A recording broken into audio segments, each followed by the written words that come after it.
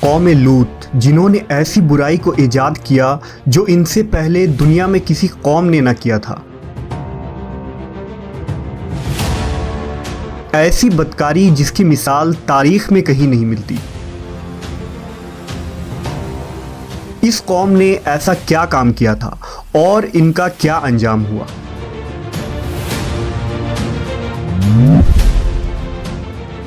حضرت لوط علیہ السلام اللہ کے ایک برگزیدہ نبی تھے۔ آپ کے والد کا نام ہاران تھا جو تاریخ کے بیٹے تھے۔ آپ کی پیدائش عراق کے قدیم شہر اور میں ہوئی تھی۔ اس شہر میں ابراہیم علیہ السلام کا مسکن تھا۔ دراصل لوط علیہ السلام کے والد ہاران حضرت ابراہیم کے سگے بھائی تھے، یعنی حضرت لوط علیہ السلام حضرت ابراہیم کے بھتیجے تھے۔ چونکہ حضرت لوط علیہ السلام کے والد ان کے بچپن میں ہی انتقال کر چکے تھے، لہذا حضرت لوط کو حضرت ابراہیم نے بیٹا بنا کر پالا تھا۔ آپ حضرت ابراہیم پر سب سے پہلے ایمان لانے والوں میں شامل ہیں۔ آپ حضرت ابراہیم کے زمانے میں اہل سدوم کی رہنمائی کے لیے نبوت کے منصب پر فائز ہوئے۔ حضرت لوط کے بہت سارے معجزات ہیں۔ آپ جس وقت بارش کے لیے دعا کرتے تھے تو آسمان بادلوں سے بھر جاتا اور خوب بارش ہوتی تھی۔ حضرت لوط جس پتھر پر سر رکھ کر سوتے، اس پتھر پر آپ کے سر مبارک کا نشان بن جاتا تھا۔ سدوم وہ علاقہ تھا جہاں لوط علیہ السلام مبعوث فرمائے گئے۔ سدوم کے آس پاس 5 نہایت ہی خوبصورت شہر آباد تھے، جن میں سے ہر ایک کی آبادی 1 لاکھ نفوس سے زیادہ ہی تھی۔ یہ علاقے نہایت ہی سرسبز و شاداب اور قدرت کی فیاضی کا حسین شاہکار تھا۔ یہاں باغات کی کثرت تھی، لہلہاتی کھیتیاں یہاں کی ضروریات سے کہیں زیادہ تھی۔ اردن، شام اور اسرائیل کے درمیان بسا ہوا یہ علاقہ نہایت ہی زرخیز تھا۔ وہاں طرح طرح کے اناج، پھل، میوے بکثرت پیدا ہوتے تھے، اور یہی وجہ تھی کہ آس پاس کے بستیوں کے لوگ بھی اپنی معاشی اور غذائی ضرورت کے لیے ان بستیوں کی طرف آتے تھے۔ مگر یہ بات اہل سدوم کے لوگوں کو بالکل بھی پسند نہ تھی۔ ان کے خیال میں ان کی بستیوں میں پیدا ہونے والے پھلوں، اناجوں اور سبزیوں پر صرف ان کا ہی حق تھا۔ وہ نہیں چاہتے تھے کہ دوسری بستیوں کے لوگ ان کے علاقے میں آئیں۔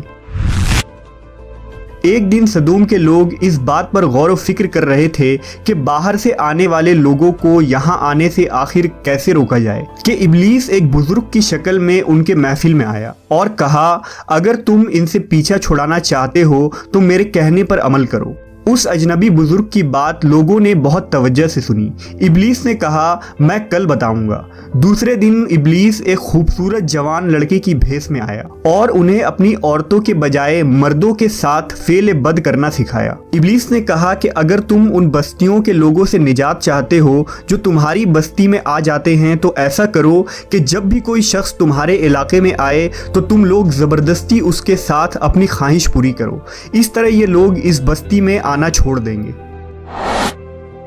اپنی نفسانی خواہشات کے لیے مردوں سے بدفعلی اس قوم کا دستور بن گیا تھا۔ یہاں بے حیائی عام ہو گئی تھی۔ حکمراں، سردار، رؤسا، ہر طبقے میں گھر گھر یہ عمل پھیل گئی تھی۔ بھری محفل میں یہ لوگ اس فحاشی کے کام کو کر کے خوش ہوتے تھے۔ کوئی بھی محفل اس کام کے بغیر ادھوری سمجھی جاتی تھی۔ خاص کر مسافروں میں سے کوئی خوبصورت لڑکا ہوتا تو یہ لوگ اسے اپنا شکار بنا لیتے۔ تلمود میں لکھا ہے کہ اہل سدوم اپنی روزمرہ کی زندگی میں سخت ظالم، دھوکے باز اور بد معاملہ تھے۔ کوئی مسافر ان کے علاقے سے بخیریت نہ گزر سکتا تھا۔ کوئی غریب ان کی بستیوں سے روٹی کا ایک ٹکڑا نہ پا سکتا تھا۔ بارہا ایسا ہوتا تھا کہ باہر کا آدمی ان کے علاقے میں پہنچ کر فاقوں سے مر جاتا اور یہ اس کے کپڑے اتار کر اس کی لاش کو برہنہ دفن کر دیتے۔ اپنی وادی کو انہوں نے ایک باغ بنا رکھا تھا جس کا سلسلہ میلوں تک پھیلا ہوا تھا۔ اس باغ میں وہ انتہائی بے حیائی کے ساتھ اعلانیہ بدکاریاں کرتے تھے۔ حضرت لوط علیہ السلام نے انہیں توحید کی دعوت دی اور بدکاری کے اس گھنونے عمل سے توبہ کرنے کا حکم دیا۔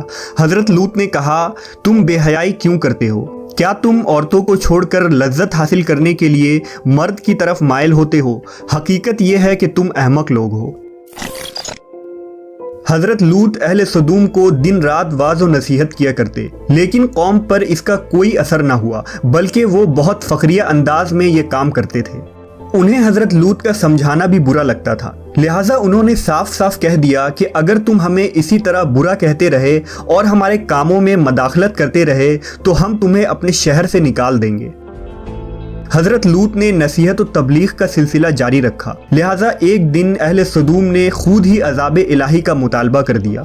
اللہ تعالیٰ نے اب تک ان کے اس بدترین فحاشی اور بدکاری کے باوجود ڈھیل دے رکھی تھی، لیکن جب انہوں نے حضرت لوط سے ایک دن کہا کہ اگر تم سچے ہو تو ہم پر عذاب لے آؤ، لہٰذا ان پر عذاب الہی کا فیصلہ ہو گیا۔ اللہ نے اپنے خاص فرشتوں کو دنیا کی طرف روانہ کر دیا۔ یہ فرشتے دراصل حضرت جبرائیل، میکائیل اور اسرافیل علیہ السلام تھے۔ پھر یہ فرشتے حضرت لوط علیہ السلام کے گھر تشریف لے آئے۔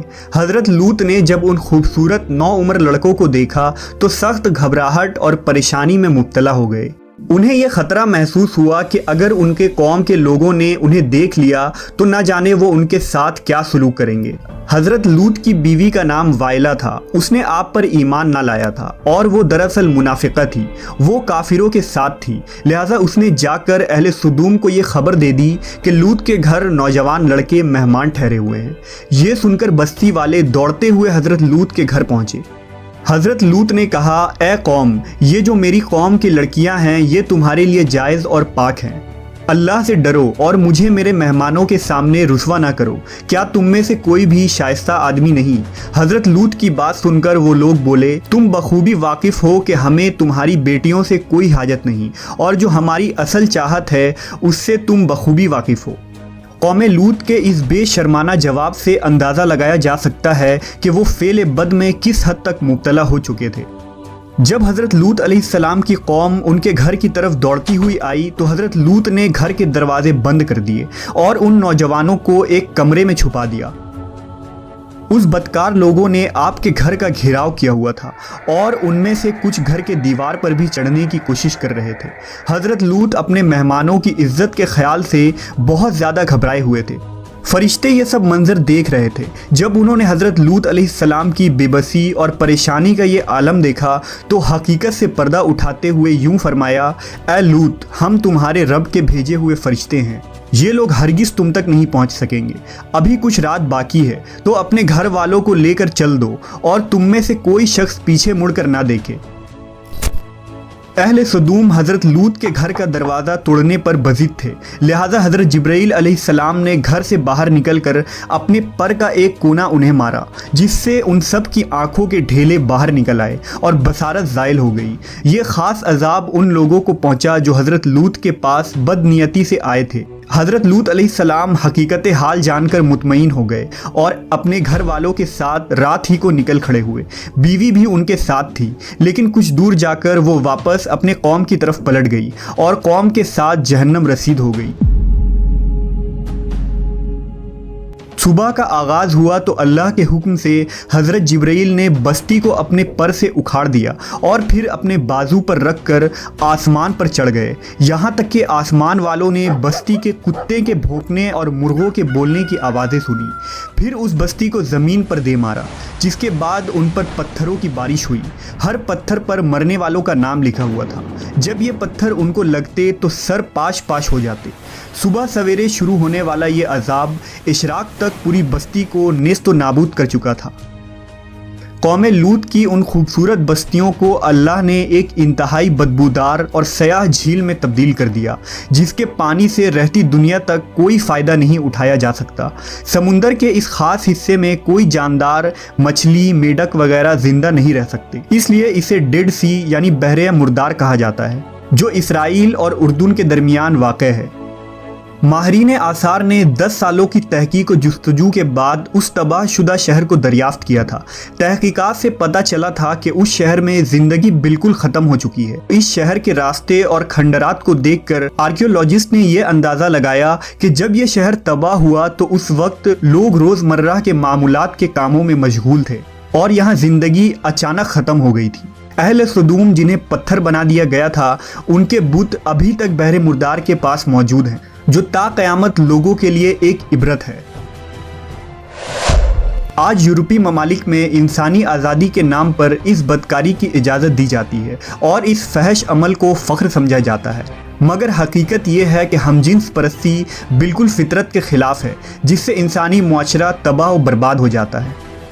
روایتوں کے مطابق ایک مرتبہ حضرت سلیمان علیہ السلام نے شیطان سے پوچھا کہ اللہ کے نزدیک سب سے بدترین عمل کیا ہے؟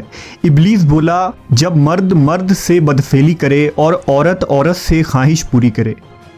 حضرت ابن عباس سے روایت ہے کہ رسول اللہ صلی اللہ علیہ وسلم نے فرمایا کہ اس شخص پر اللہ پاک کی لعنت ہو جو قوم لوط والا عمل کرے۔